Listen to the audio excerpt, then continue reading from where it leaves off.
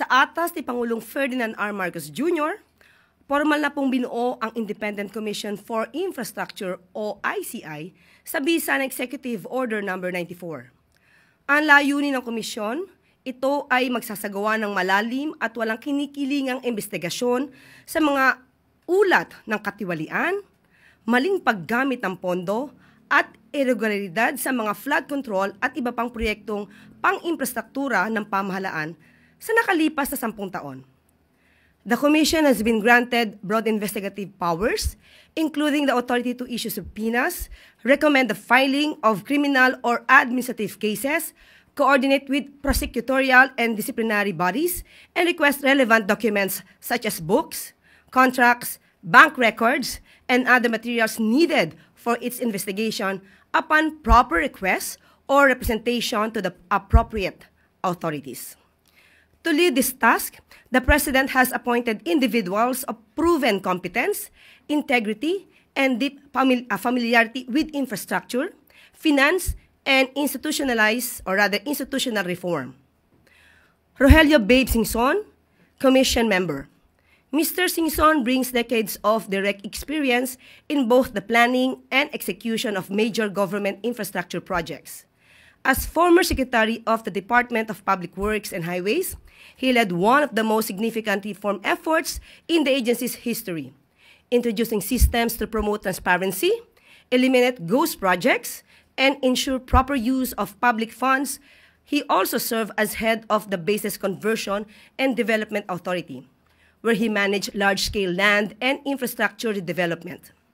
His technical understanding of how projects are designed, procured, and implemented will be essential to this Commission's work. Rosana A. Fajardo, Commission Member.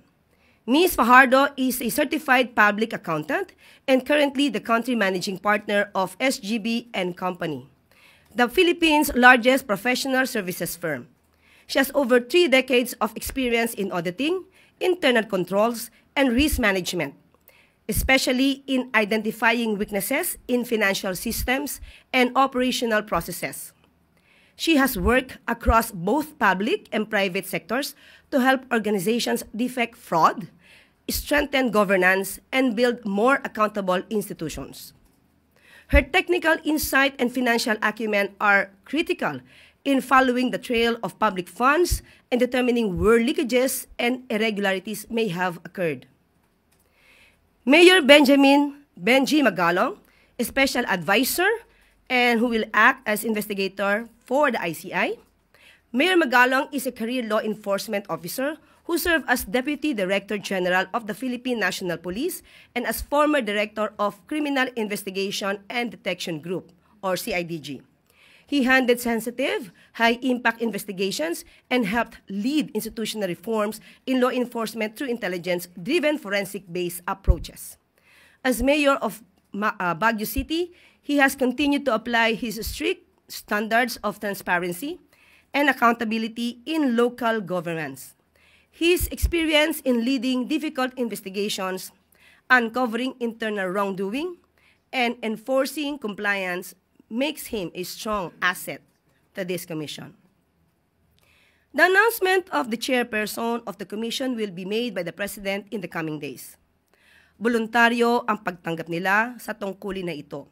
Hindi sila hinihirang para ipagtanggol ang sistema kundi para harapin ito.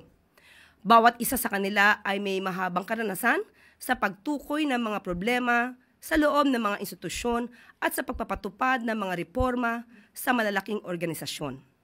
At pinakamahalaga sa lahat, wala ni isa sa kanila ang konektado sa anumang ahensya o kontratistang iniimbestigahan. Karapatan ng publiko ang magkaroon ng isang tunay na independent commission. Gaya ng paulit-ulit na sinabi ni Pangulo, walang sasantuhin dito. Kahit kamag-anak, kaibigan, kaalyado, there will be no secret cows. The commission will begin its work immediately.